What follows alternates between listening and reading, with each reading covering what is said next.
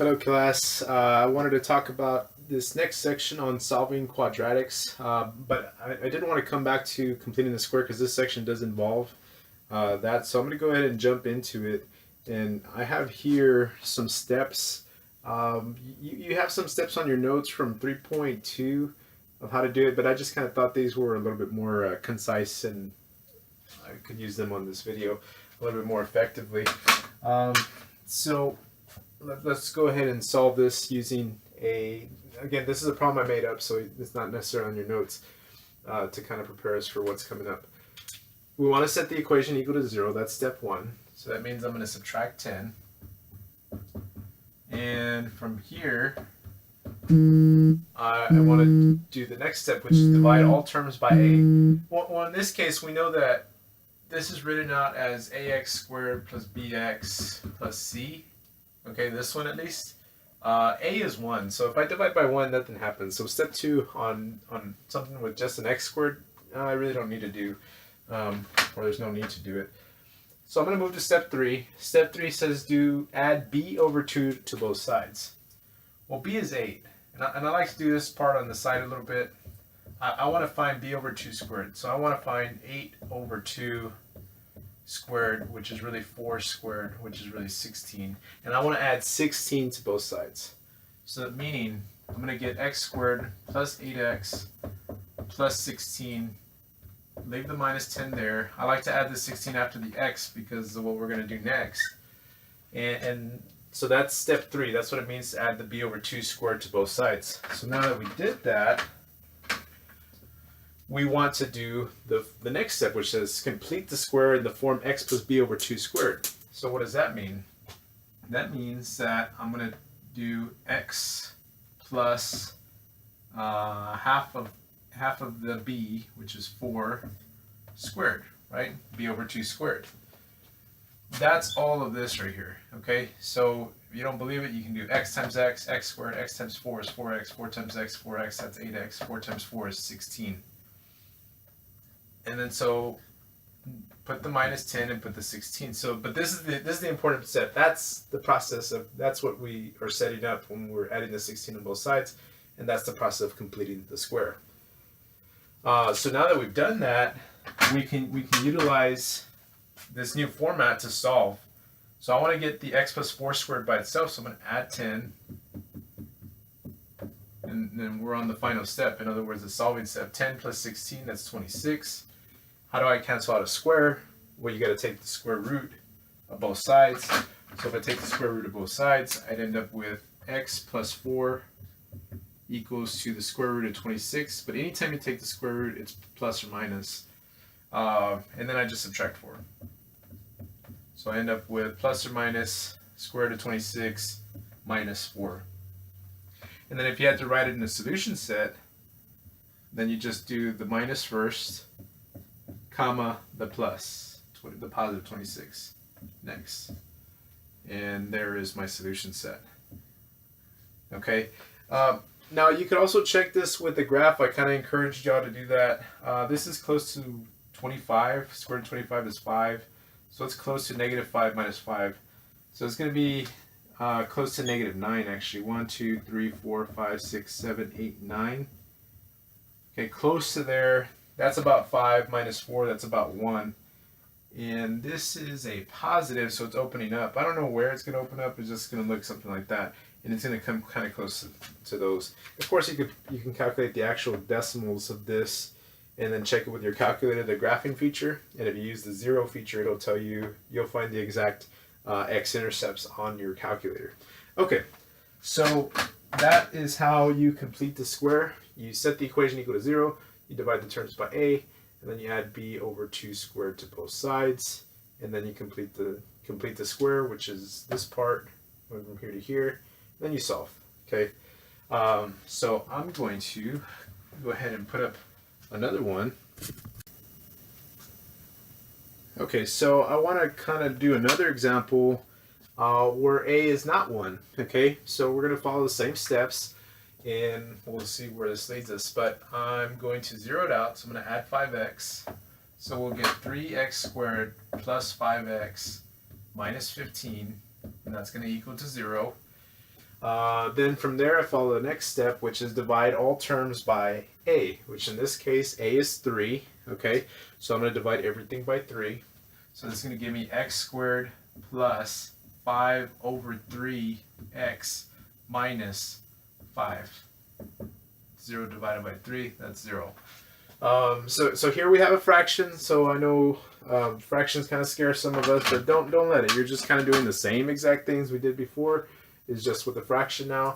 So we'll swallow step 3, which is you're going to add b over 2 squared to both sides. So like I told you before, I like to do this on the side. B is 5 over 3 in this case, and we want to divide that by 2. Dividing by 2 is kind of like dividing by 2 over 1, and to divide by a fraction, you multiply the top fraction times the reciprocal of the bottom fraction. So 5 over 2, 5 times 1 is 5, over 2, 3 times 2 is 6. That's what I want to add. Well, actually, this whole time I need to square b over 2 squared, so I need to square this. So then that would be 25 over 36. So that's what I want to add to both sides, okay? And so that's what we're going to do. So I'm going to do x squared plus 5 over 3x plus my b over 2 squared, 25 over 36, and then throw in the 5, and then add, and then do that over here, 25 over 36, right? So if I think about this, nothing has changed on this side. Let me put like a little divider here because I'm getting kind of close there. Okay, so we have set it up so as we're on the next step, we can complete the square. So I'm going to kind of group these first 3, and I'm going to complete the square by x plus half of that, which is 5/6 squared. And again, x times x is x squared. X times 5/6 is 5/6x. 5/6 times x is another 5/6x. So that adds up to 10/6x, which you divide top and bottom by 2, reduces to 5 over 3x. And then 5/6 times 5/6 is 25 over 36. So it works the same. And I just write this minus 5 equals to 25 over 36. But these two steps are kind of the main thing. Okay, that's the completing the square. You're setting it up, then you complete the square. So from there you just solve. Okay, but again, it's with fractions, so automatically we think it's a lot harder. But again, we're just going to do the same things. Add by 5. But I can't add a fraction by 5, so I got to multiply this by 36 over 36, which is going to give me 25 over 36. Here, change the color. 25 over 36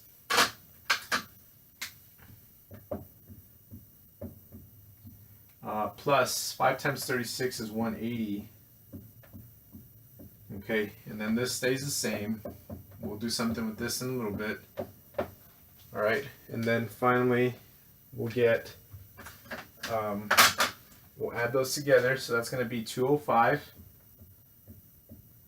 over 36, because now they have common denominators, so we can add them. And over here you get x over 5/6 squared.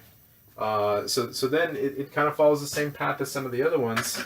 Okay, and I'm going to go ahead and erase this because I don't need this anymore. We're gonna move on from this example.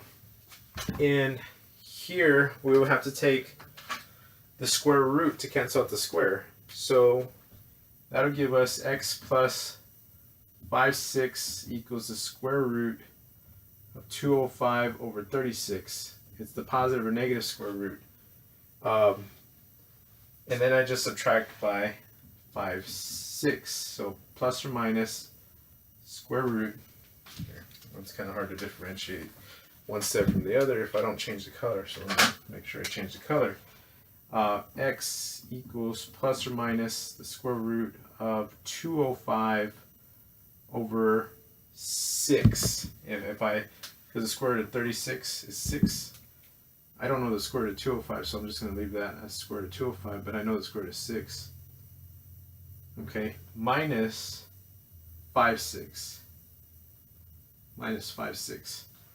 So essentially that's my answer, but you might need to write it in the solution set. So in the solution set, you just write the negative over 6 minus 5, 6. And then the other solution would be the positive, right?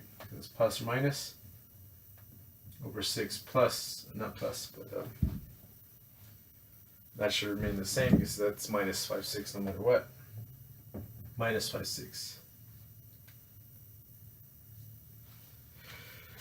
And that's it. That's how you do that one. Same stuff, fractions, so it looks harder, but it's kind of the same process as what we did before. You zero out both sides. You divide by the a term on everything. You add the b over 2 squared, which turned out to be 25 over 36, to both sides of the equation. You complete the square, which this reduces to x plus 5 over 6 squared, minus the 5 equals 25 over 36. Solve, add 5, get common denominators, combine like terms, take the square root to solve, and then subtract finally. But again, something you'd probably have to look over, but it's the same steps as we showed before. Okay, so in the last section we talked about quadratics, and we looked at when it's in standard form, which is ax squared plus bx plus c, and you learn how to actually solve a lot of equations using factoring. But when things weren't factorable, what do? We ended up doing the quadratic formula, or we used what I just showed, which is completing the square. Now, completing the square is important for what we're going to do next, which is going from standard form to vertex form. Okay, but first let's talk about vertex form in the first place of a parabola. Why is that helpful? In vertex form, you can see one thing from the formula itself. You can actually identify an h and a k, that's your vertex, okay, which is helpful when you're graphing. So for instance, here, if I look at this, it's x minus h would be 2, and then k would be 4. So opposite of this one, same as that one, because that's minus, so it's opposite, that's plus, so it's the same. So that's my vertex. So if I wanted to graph this, it's actually not too hard. I would go to 2, 4, and then from there I could actually get a few more points if I identify my a. Well, my a here is going to be 1 because there's no number. So what I can do, it's kind of like a slope. I can go up 1 over 1. Whatever that number is, I go up 1 over, or I go up the number and then over 1. But since it's a parabola, I can also do it the other way, up 1, left 1. And so now I have 3 points, which usually on the graphing tool, on like MyMathLab, you'll need 3 points to use to actually make a graph. So it's a nice way to get 3 points pretty easily. Okay, so from there we can kind of do the same thing over here, which I would identify my vertex, which is going to be opposite of this one, same as that one. Okay, so there's my vertex. And then from there, it's not really that hard to graph. So I can go -5, -3. There's my vertex. And then if I wanted some more points, I can use this, like I said, kind of like a slope. But this time, instead of going up, it's negative, so I'm going down. So I'm going to go down half, it's about right here, over 1. Down half, over 1 to the other side. Because it's parabola, it's symmetric. Okay, and that's how you can use these to graph pretty easily. Okay, so now that we talked about getting things into the form of a quadratic function in vertex form, I want to show you how once we get that, we can actually find other stuff, like the vertex, the axis of symmetry, and the max of the minimum. Okay, so we're going to go from, again, which I had up here earlier, we're going to go up from standard form to vertex form, which vertex form is k. So this is the form that we want to change to, and this equal to anything, but we're going to go from standard form to vertex form. So right now we have it in standard form. Okay, so how are we going to do this? We're going to kind of take on a similar process that we did before. Okay.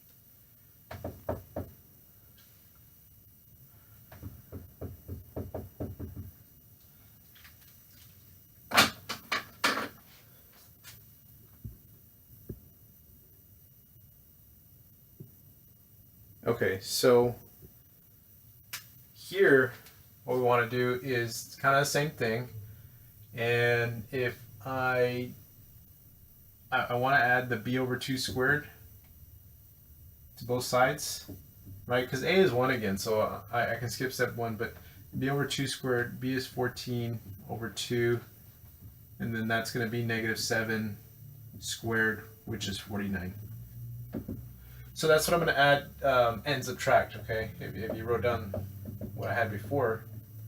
So add and subtract 49, okay? And then I'm going to kind of group the first portion here, and this will be x minus half that middle term squared. And the negative 49 plus 8, that's going to be negative 41. And that's it. That's my graph there. So, or my equation in vertex form, because I completed the square. Now it's in vertex form, and I can easily identify that the vertex is opposite of that one, same as that one. So it's 7, negative 41. And it doesn't ask to, but I think it'd be good to graph it. 7, 4, 5, 6, 7. I can go by 10s here. 10, 20, 30, 40. Okay, and then 7, negative 41 would be about right here. And then this a is 1, so that tells me to go up 1 over 1, up 1 over 1 this way. So my graph would look something like this, and it's opening up because my a is positive. But really, I just kind of want to give you a visual, even though you don't necessarily need to do this. But here it is. X equals 7. That's your axis of symmetry. And then there's your, so it's opening up, so therefore I have to have a minimum. So my minimum is equal to negative 41 from that. Okay, so that answers that question. Now with both of these, actually, let me kind of show you something that we did before. What we did before, you could have actually found all this with some of the stuff I showed you prior. So one of the things, which is actually on the back of this worksheet or your notes, is that you can find the vertex by doing negative b divided by 2a and f of negative b divided by 2a. So for example here, b was 10, so negative 10 divided by 2 times a was 1. That's going to give us negative 5, which guess what? That was the vertex. And then how do I find the y-coordinate? You're going to plug in that negative 5 into the function. So I want f of negative 5 equals to negative 5 squared plus 10 times negative 5 plus 23. With a little work, that'll give me 25 minus 50 plus 23. And then I get negative 25 plus 23, that's negative 2. So guess what? That gives me the vertex, negative 5, negative 2, which exactly matches what we found over here, right, by completing a square. So that's just another way, but you need to know both. You need to know how to find the vertex this way, and you need to know how to actually change from standard form to vertex form this way. Okay, both are helpful. So let's move on to the next one. Okay, so on this one we'll notice that it's not just x squared anymore, it's x squared over 2. So if you recall, step 1 said factor out any a. So technically the a here is 1 over 2. So that's what I'm going to try and do. We're going to factor out a half from all these terms. So over here, that'll leave me with x squared, because half times x squared is x squared over 2. Then I just got to divide all these by half. Negative 4 divided by half is going to be negative 8. 8 divided by half, negative 8x, I'm sorry. 8 divided by half would be 16. So far so good. I factor out the a, but this looks a little bit different, okay? But now what we're going to do is kind of the same thing we did before, is just kind of work inside these parentheses. So if I work inside these parentheses, I'll end up with, I want to take, I want to add b over 2 squared to both, and then subtract b over 2 squared, right? So this is negative 8 over 2 squared, which is negative 4 squared, which is 16. So I want to add and subtract 16, but then I kind of think about this. Well, hold on a second. I already have a 16 there. So the whole point of doing that is to get a 16. So I could save myself a bunch of time, actually. If I just recognize that, and then I complete this square, because it's already set up for me. Now that doesn't happen all the time, but this time it did, so save myself some time. There it is. And I'm pretty much done with this one. And if I graph this, I know my vertex is going to be at 4. There's no number out here, so that's 0. So that's my vertex. Okay, so opposite of this one, same as whatever this is, which happens to be 0. So my vertex will be at 4, 0. And then from there, this is a positive, so I'm going to go up. But you're not going to go up 1 over 2. You remember what I said. Whatever the a is, you're going to go up that much and over 1. So up half over 1 is right here. Up half to the left 1 is right here. That's an idea of what my graph will look like. And then to answer the questions, what's the axis of symmetry? Well, there it is. Axis of symmetry is x equals the vertical line 4. And my minimum, because this is opening up again, is at y equals 0 or 0. Okay, so that answers those questions. Okay, so again we have a one where a is not equal to 1. So right here a is negative 4, so we're going to start by factoring that out. Okay, so we factor out the negative 4, divide that by negative 4, you'll end up with 6 over negative 4, which reduces to 3 over 2x. And divide that by negative 4, you end up with plus 3. Okay, so again, I just factored it out, and then divided each term by negative 4. So from there, again, I kind of just want to focus inside the parentheses. That negative 4 can just hang out there for a little bit.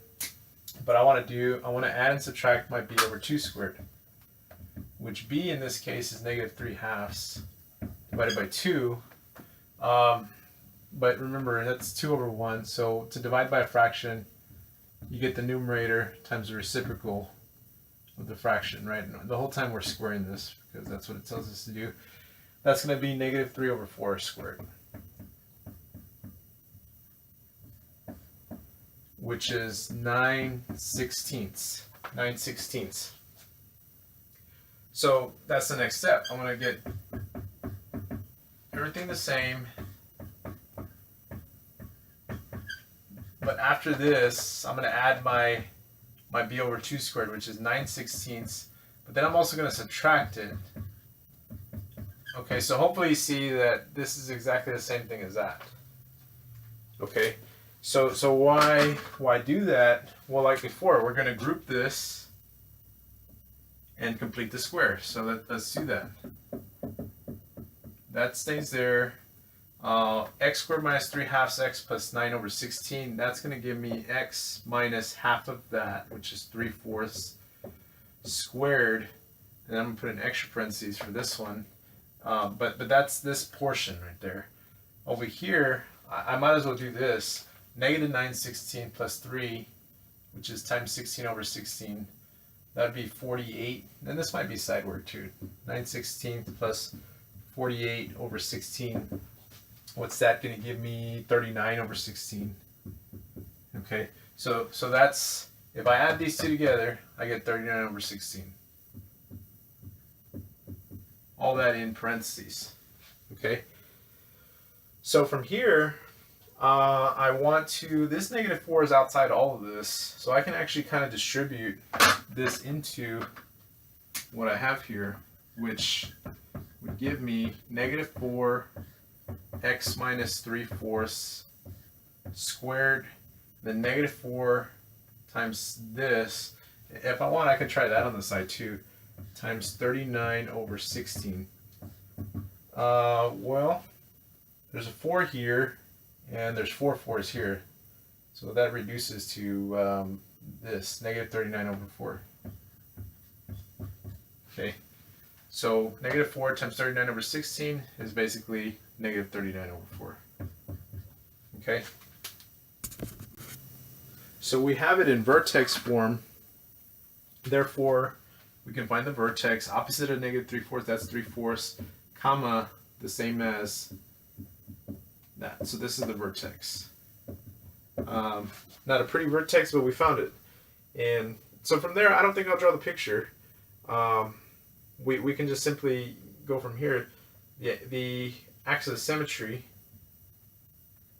from before is x equals 3/4, and then the minimum or the maximum. Okay, here's a question: is this a minimum or maximum? Well, look at the A. It's negative, so it's going to open up or down. It's going to open down. So if it opens down, what are we going to have? Well, we have maximum at -39/4. So that answers those two questions. Okay.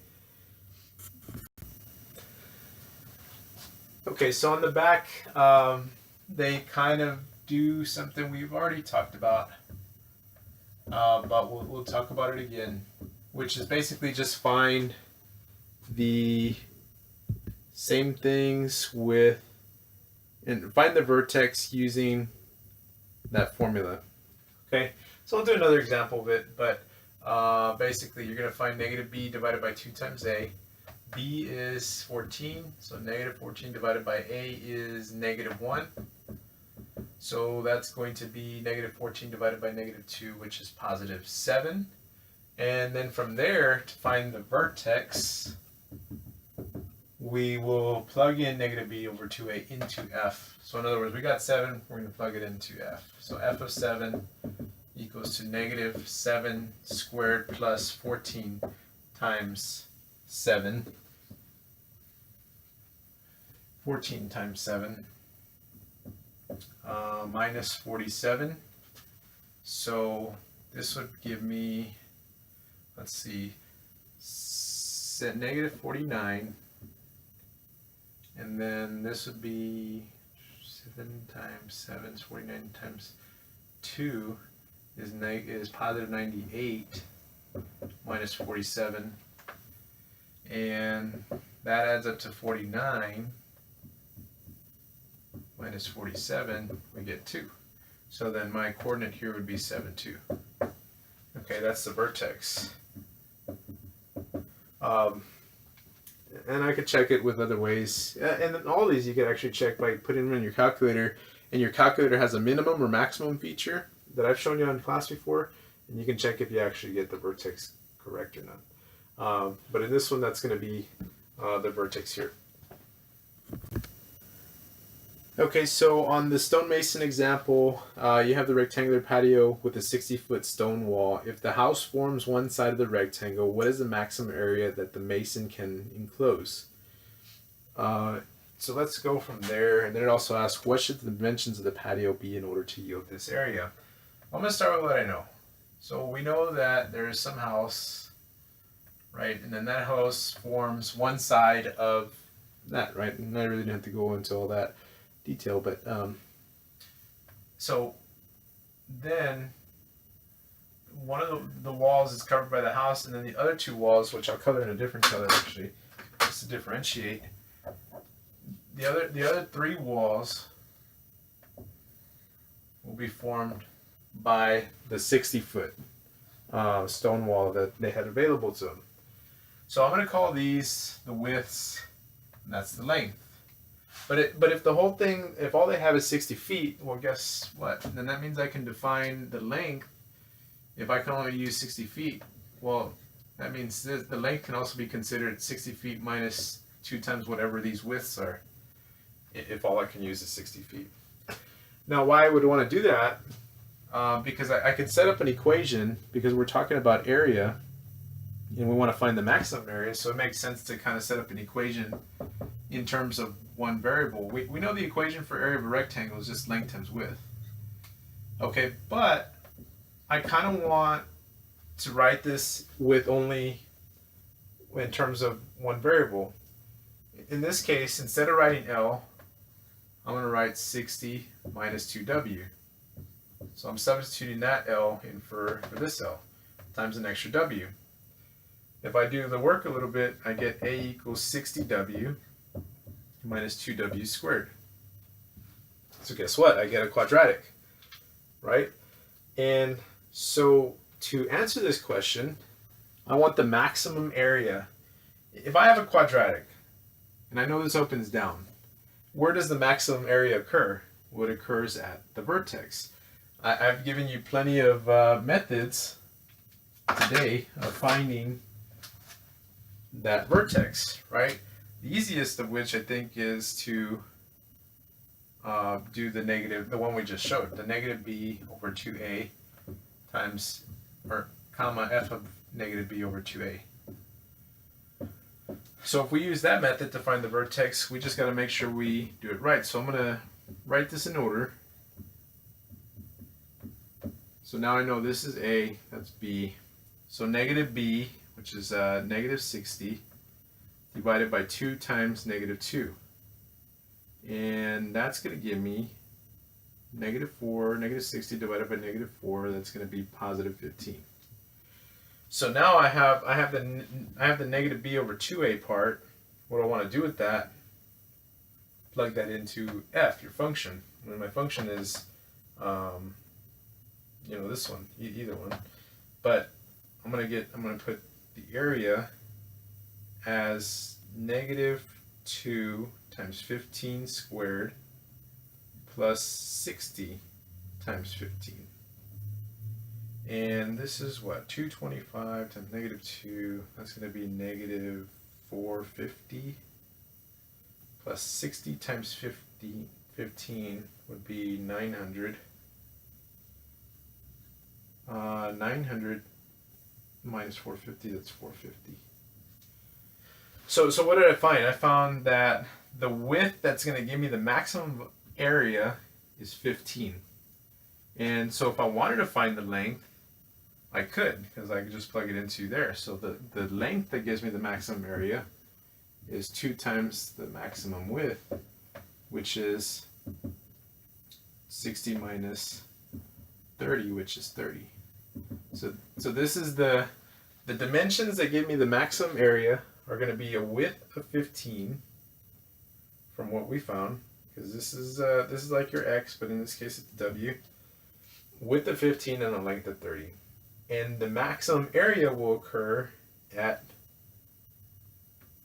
this amount, which is basically 15 times 30. So that's the maximum area.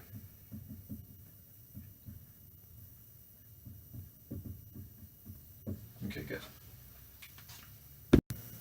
Okay, so the final problem is you have a height of a rocket. So anything that's thrown, could be a marker like this, I could throw it across the room, but anything that's thrown is modeled by a parabolic function or a quadratic equation. So in this case, it says a model rocket is launched with an initial velocity of 100 feet per second from the top of a hill that is 20 feet high. Its height in feet, t seconds after it has been launched, is given by the function s of t equals negative 16t squared plus 100t plus 20. Determine the time at which the rocket reaches its maximum height and find the maximum height. So first, the equation is s of t equals negative 16t squared plus 100t plus 20. So in that case, what we're trying to do is find the maximum height, the time that it takes to reach the maximum height. It's a quadratic, right? So, and in fact, it's a quadratic that we know is going to go like this, like a rocket would. And again, we're going to use that negative b over 2a because I want the maximum. I'm interested in the vertex. And I could simply use this, okay, to find the vertex. So we'll do exactly that. So A is negative 16, B is 100, and C equals 20. So we'll do negative b over 2a, which is negative 100 over 2 times negative 16. This, we can reduce where we can, which would be, that would be 50. I can do it again, 50 over 16, because the negative divided by negative goes away. That can reduce to 25 over 8, and I don't think I can reduce any further.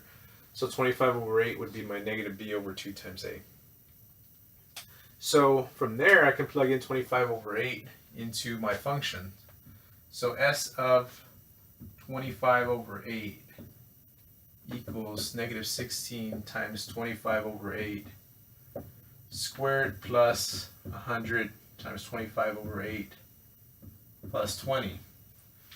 So up to now, I've kind of been using my head, but I think I'll calculate this one. I would just type it into the calculator and see what you get.